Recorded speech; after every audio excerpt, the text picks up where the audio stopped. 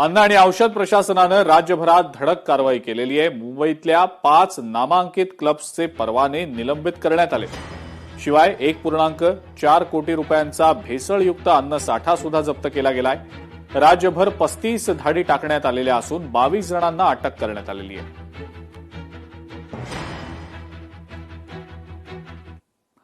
गडचिरोलीमध्ये दहशत पसरवणाऱ्या 6 जणांना अटक करण्यात आलेली आहे। नक्षली बॅनर लावून दहशत पसरवणाऱ्यांना ही अटक झालेली आहे। भामरागड तालुक्यात दहशत पसरवणारे हे बॅनर या 6 जणांकडून लावले गेले होते।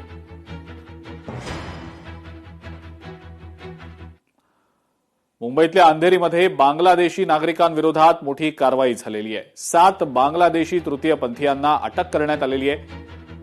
या 7ही जणांकडून मुंबईमध्ये सेक्स रॅकेट चालवलं जात असल्याची माहिती मिळतेय।